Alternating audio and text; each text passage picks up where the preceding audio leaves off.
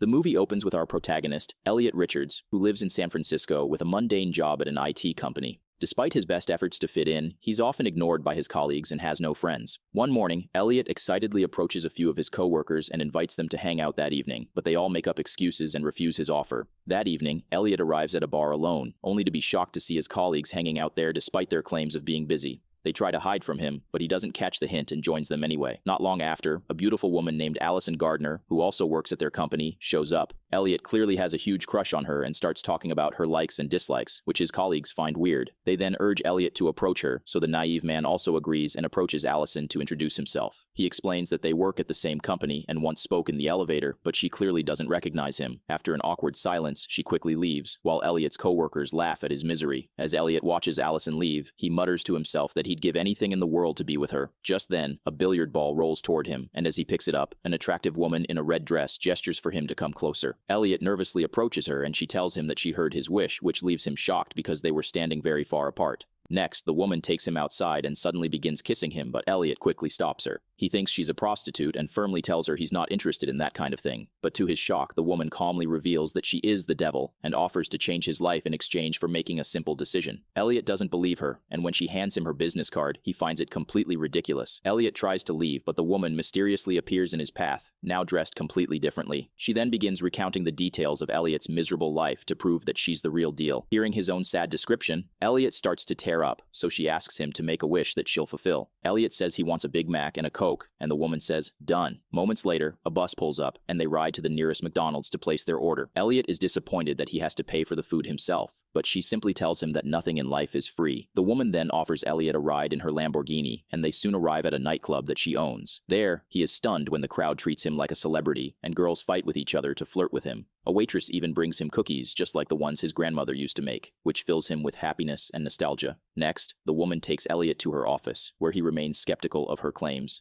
To convince him further, she transforms into her scary male version, finally scaring Elliot and making him realize she's the real deal. The stunned man has so many questions, but she warns him that he can ask anything except whether God exists. Regardless, Elliot begins asking about God, but the devil interrupts him and pulls out a long, heavy contract.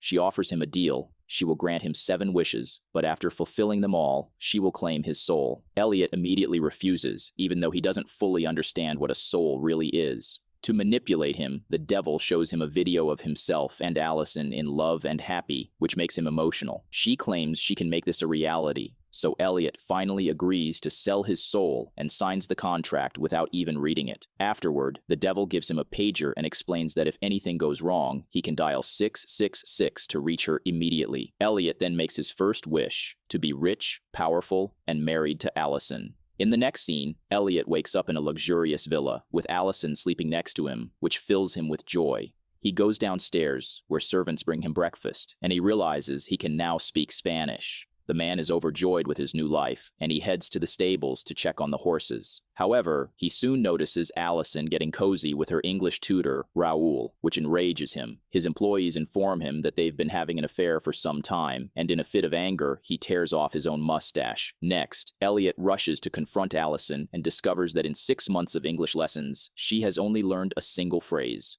He yells at her for cheating, and she bluntly tells him that she hates him and finds him disgusting. She also angrily reveals that if he touches her again, she'll vomit on the spot, which makes him feel very bad. While they are arguing, some employees suddenly interrupt them and inform Elliot that there's a problem at the factory. Elliot soon arrives at his factory and is horrified to realize that he's now a Colombian drug lord. Just then, some Russian mafia members arrive and become aggressive because they are unhappy with the latest shipment. Elliot tries to calm them down, but fails miserably. And just then, Raoul arrives. He reveals that he is now the new boss, and shockingly, he has also bribed Elliot's employees to gain their favor. Amid the chaos, everyone tries to kill Elliot. While the Russian clients scramble to escape, Elliot somehow dodges the bullets and clings to the Russian's helicopter as it lifts off. He reaches for his pager to call the devil, but accidentally drops it and frantically chases it in midair. Luckily, he snatches it just in time and dials 666, narrowly saving himself from certain death. In the next scene, Elliot lands on the hood of a car in the city, where he finds the devil handing out parking tickets. He furiously scolds her for turning him into a drug dealer with an unfaithful wife. She calmly tells him that he needs to be more specific, since all he wished for was to be married to Allison. not that she had to be in love with him. She also tells him they should learn more about the girl to learn what kind of man she truly wants. Later, they sneak into Allison's room, where Elliot worries that they might be caught, but the devil assures him that they are invisible. The devil then reads Allison's diary, and just then, Allison comes out of the bathroom, though she doesn't see them. From the diary, they learn that Allison has many suitors, but what she truly desires is a sensitive, emotionally available man who can fall in love with her. Elliot is thrilled to hear this, and makes his next wish to be the most emotionally sensitive man in the world, and for Allison to love him. The scene then cuts to a romantic beach, where Allison and Elliot are on a date and seem deeply in love. Yet Elliot can't help but cry tears of joy as he gazes at the sunset and thinks about the dolphins.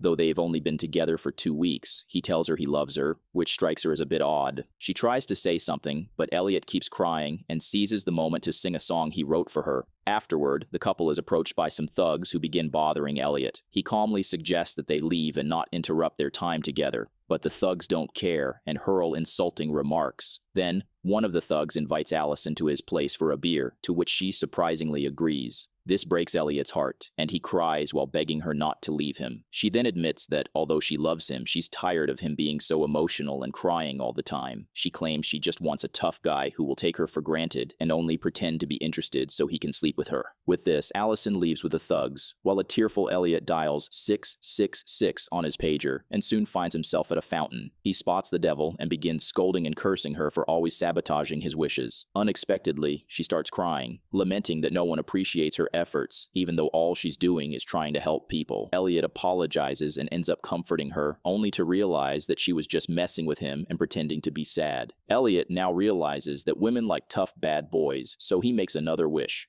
to be a great athlete, famous, strong, and rich. He wants to become a renowned NBA basketball player like Michael Jordan, and the devil agrees to fulfill his wish. Next, Elliot is seen on a basketball court, now extremely tall and athletically built. He dominates everyone on the court and wins the game, while the devil is seen cheering for him in the distance. During the post-game interview, he can barely string 2 words together, revealing that despite his athletic prowess, he's very unintelligent and has poor communication skills. Later, Elliot is in the locker room when he is approached by Allison, now a sports journalist. She wants to write an article about him, but keeps flirting and commenting on how big his body is. They decide to go to his house together, but before that, Elliot needs to change. Allison refuses to leave, so he decides to change in front of her. However, they are both shocked to discover that his private part is extremely small. This leaves Allison disappointed, so she quickly makes up some excuses and leaves, upsetting Elliot. In anger, Elliot grabs his pager and tries to return, but he's so clueless that he can't even dial the correct number. After several failed attempts, he finally manages to dial 666 and ends up in a hospital, where the devil is disguised as a nurse. He tells her what happened and makes his next wish: to be handsome, intelligent, loved by everyone, and to have a decently sized manhood.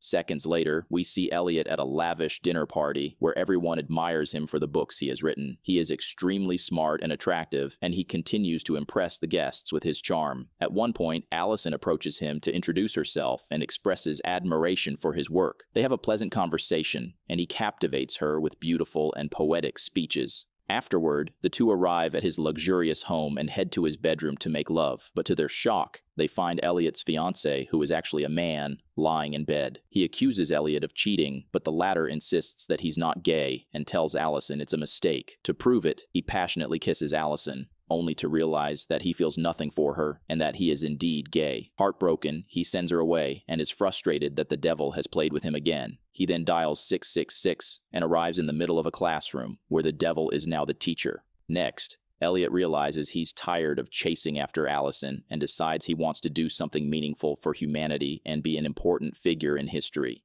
He then wishes to become the President of the United States, and the devil grants his wish. In the next scene, Elliot is shocked to find himself in the body of Abraham Lincoln. To make matters worse, it's the very night the president was assassinated while visiting a theater. He again encounters Allison, who informs him that they have to attend a play that evening. Although Elliot tries to refuse and claims he's already seen it, she insists and drags him along anyway. Shortly after, they arrive at the theater, where he tries to leave, but Allison insists that he stay. Elliot grabs his pager to return, just as the assassin arrives and points a gun at him. Before the killer can pull the trigger, Elliot dials 666 and narrowly escapes in the nick of time. Later, Elliot finds himself at work, where the devil contacts him through the computer screen. She informs him that he now has only one last wish left, but he argues that he still has two. She then reminds him that when he asked for a Coke and a Big Mac, it was also considered a wish. A furious Elliot shouts that she has tricked him, but his colleagues see him talking to the offline monitor and assume he has gone crazy. Angrily, he tells the devil to cancel the deal he made, declaring that he's tired of all her cheating. Later, a frustrated Elliot arrives at a church and tells the priest that he needs to talk to God. The priest offers to help him communicate through him, so Elliot recounts everything that has happened with the devil. However, the priest thinks he's drunk and delusional, so he calls the police, who soon arrive to arrest him. At the station, Elliot tells the officers everything, including the location of the Devil's nightclub, where his signed contract is kept. But they also don't believe him, and the Devil herself appears, disguised as an officer. She locks him in a cell and warns him that he'd better make his final wish if he wants to get out of there. Later, a distraught Elliot is seen contemplating in his cell when a fellow inmate strikes up a conversation and claims that the officer from earlier is the Devil. Elliot is stunned and tells the man how he sold his soul to the Devil, and the worst part is that he didn't even get anything out of it. The man calmly explains that there's no way to sell one's soul because it belongs to God. He adds that, although the Devil may try to confuse him, Elliot will eventually realize his true self. When Elliot asks who he is, the inmate simply replies, "A very good friend." However, it becomes clear that this man is none other than God himself. Sometime later, Elliot is finally released and goes straight to the Devil's nightclub. There, he is shocked to see that all the partygoers have turned into old people, yet they are still having fun. The Devil tells him not to worry about them and leads him to her office. There, Elliot declares that he won't make the final wish, but she begins laughing, reminding him that according to the contract, the deal cannot be terminated once it's signed. She also tells him he must make the wish soon, as there is a strict deadline for his remaining wish. However, when Elliot still refuses to comply, the Devil gets very mad and takes him to hell. There's fire and destruction everywhere, and Elliot desperately hangs by a trident to save his life. The Devil then threatens him, saying he must make a wish or he will end up in hell for eternity. Realizing he doesn't have any other choice, Elliot simply wishes that Allison would have a happy life. The Devil is annoyed by his love for Allison and finally lets him go. In the next scene, Elliot finds himself on the steps of an ordinary courthouse. The Devil approaches him and confesses that she didn't actually take him to hell and that it was all just special movie effects. She also tells him that he has managed to void the contract, which shocks Elliot. The Devil reveals that he never bothered to read the contract, but there is a clause stating that if he makes a selfless wish, the pact is annulled, allowing him to keep his soul. She reveals that after 6,000 years of her working this job, he's the first person to sacrifice his wishes for the benefit of another. The Devil also tells him that heaven and hell exist on Earth, and it is he himself who has the power to choose which one to live in. Before leaving, Elliot says that despite her manipulation, she was the only good friend he ever had. Later, Elliot returns to work, and due to all the experiences the Devil put him through, he has changed a lot. He confidently approaches Allison and starts a conversation with her. He tells her that he has noticed her for a long time and finds her very interesting. He then finally asks her out on a date.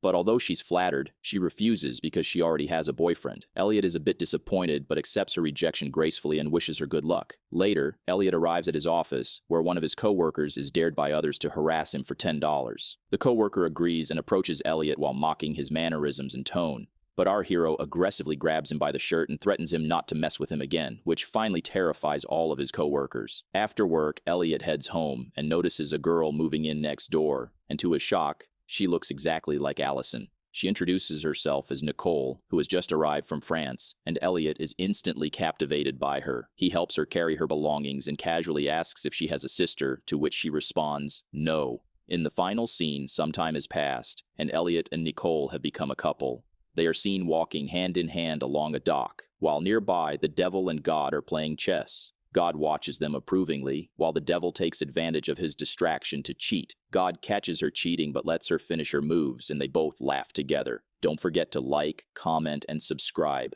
and watch this one too.